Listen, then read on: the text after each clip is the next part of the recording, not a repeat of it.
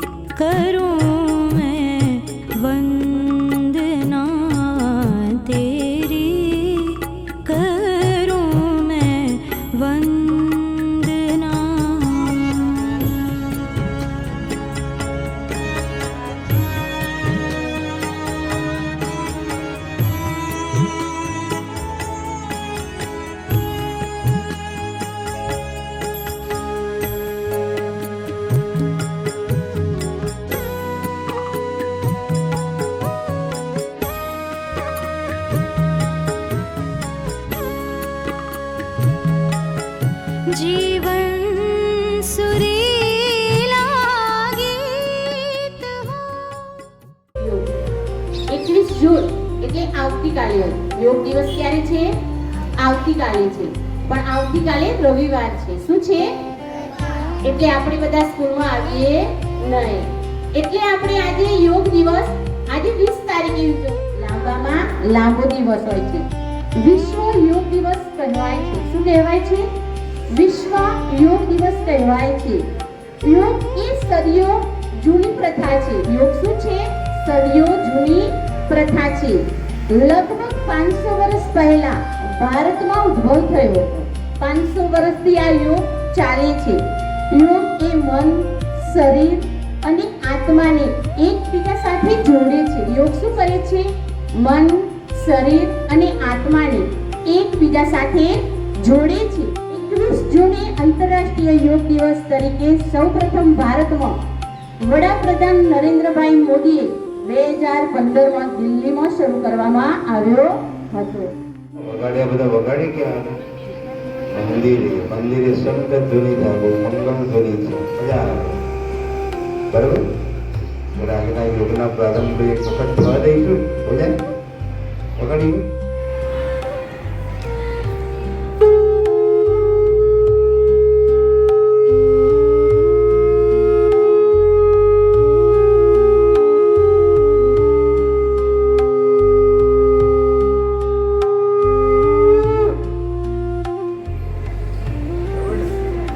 અને જે તમારી સામે છે એમનો જન્મદિવસ છે, તો તમને એવું કહેવામાં આવ્યું હતું કે આપણે ત્યાં કડીમાં માં કે નામ એક પેડ, બરાબર, દરેક પોતાની મમ્મી માટે એક પેડ ઝાડ ઉગાડવું એવો સંકલ્પ ચાલે છે.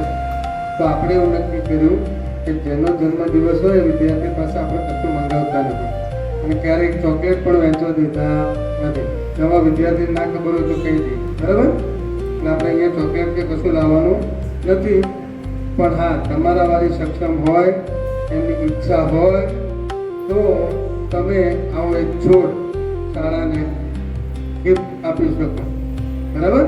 એટલે આજે આપણી વચ્ચે આ દેવ અહીંયા ઉપસ્થિત છે બધા.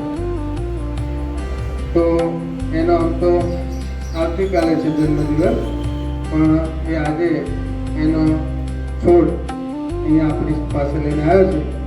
તો આપણા માટે બહુ ગૌરવની વાત છે કે હવે દેવના નામનો આ છોડ અહીંયા શાળાની શોભામાં અભિવૃદ્ધિ કરશે, બરાબર.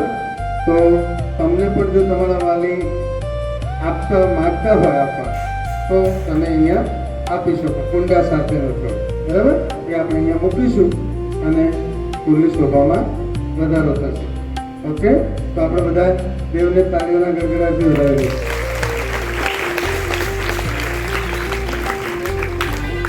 બંને બાળકોનો જન્મદિવસ છે. આપણે ખૂબ ખૂબ શુભેચ્છાઓ પાઠવીએ છીએ અને પ્રતિજ્ઞા લેશે.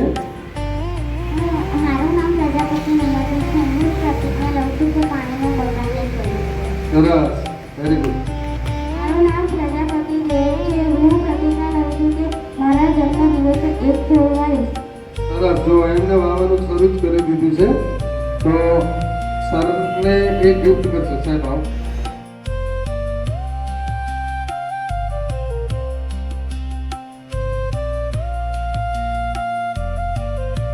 હવે આપણી જે સૌથી પહેલી કસરત છે એ આપણા માથા ઉપર એટલે કે આપણું આ માથું છે ને એની કસરત કરવાની છે. તો આપણું જે ધડ છે એનાથી આમ ગોળ ગોળ જમણી બાજુ તમારું મોઢું લઈ જવાનું. પછી એકદમ પાછી બીજી સાઈડ ઉલટી સાઈડ દરેક એ રીતે હોવું જોઈએ. બધા એક જ સાથે હોવું જોઈએ તો આપણો ફોટો પણ સારો. માથું સીધું કરી પછી બીજી સાઈડ માથું જવું જોઈએ. શું થવું જોઈએ? આપણું માથું જા. પછી આગળ નીચે તો આમ આ તમારો ભાગ અહીંયા અડવો જોઈએ. ડાળીઓનું રોટેશન. હાથ વળેલો હોવો જોઈએ નહીં. શોલ્ડરે અડાડવાનો છે આપણો હાથ આમ સીધા જ.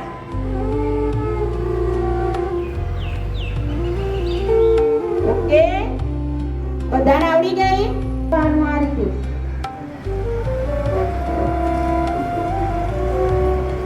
બંને હાથ મસ્તક કેડ ઉપર. પછી વિરુદ્ધ સાઈડ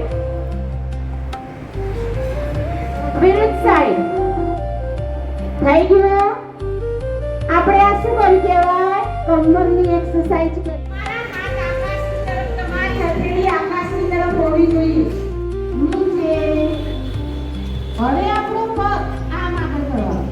આ તમારો જે પગ છે એના ઉપર ઊભું રહેવાનું અને જે મજબૂત નથી એના ઉપર હાથથી આમ આગળ લાવવાનું. આમ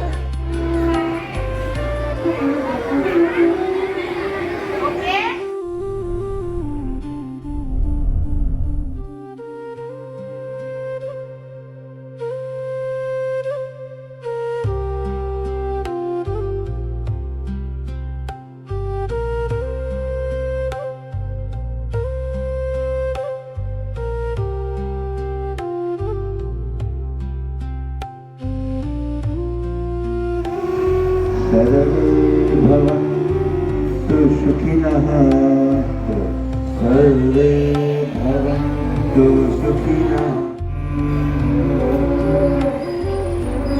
हरि ओम।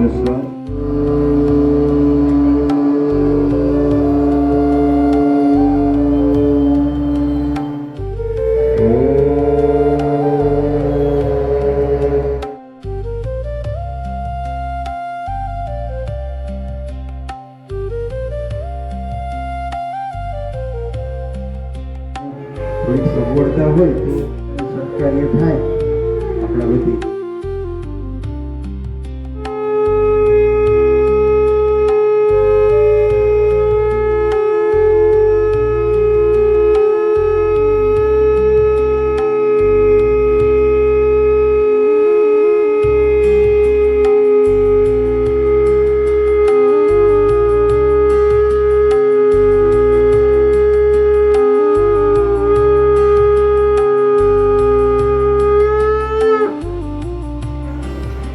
અને આજે આંતરરાષ્ટ્રીય યોગ દિવસની હાર્દિક શુભેચ્છાઓ પણ પાઠવું છું.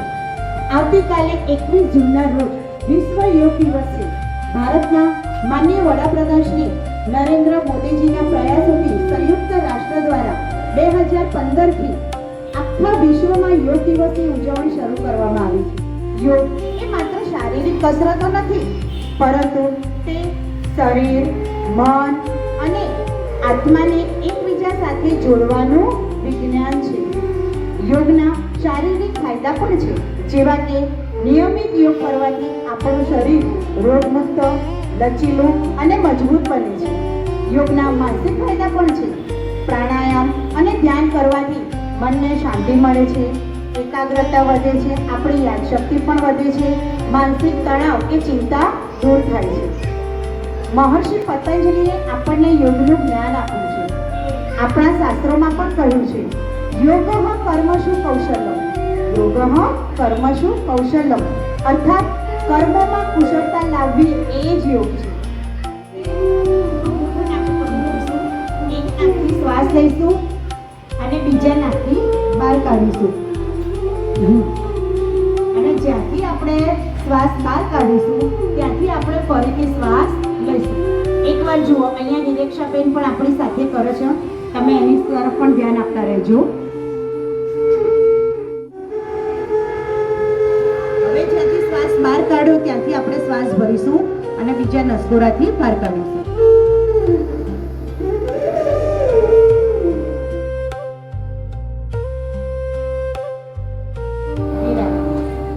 કાન ઉપર, આ બે આંગળી આંખ ઉપર,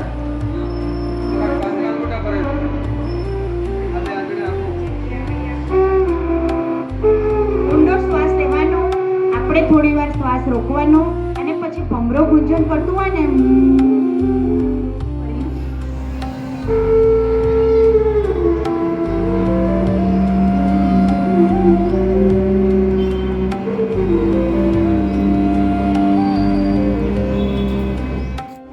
ફરી ઊંડો શ્વાસ ભરીશું.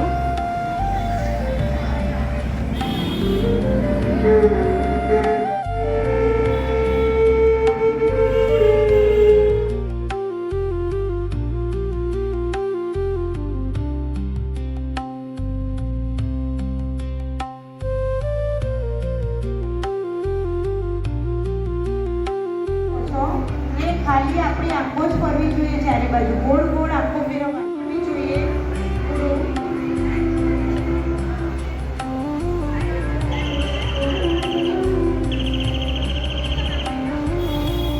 ખાલી નજર જવી જોઈએ આપણી ગરદન સુધી, જ્યાં સુધી નજર જઈ શકે ત્યાં સુધી અંગૂઠો લઈ જાઓ.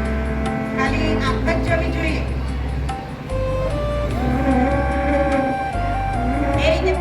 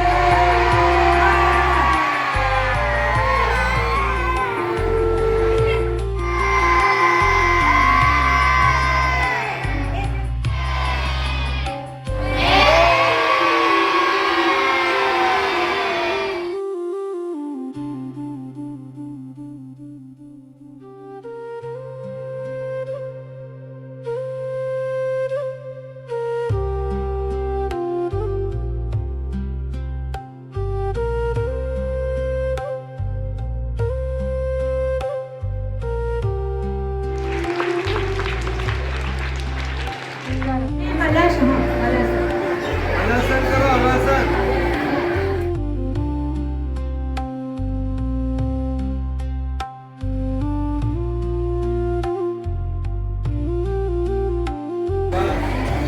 સરસ સરસ ને થયું.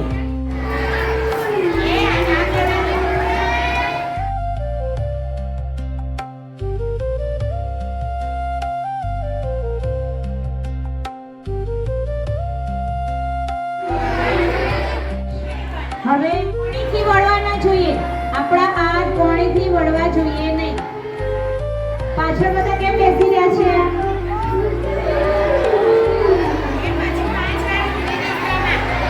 પછી એની વિરુદ્ધ દિશામાં.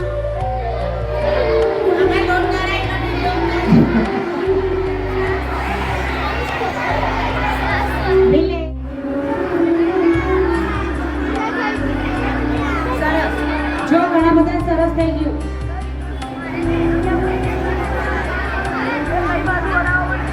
કરો કરો.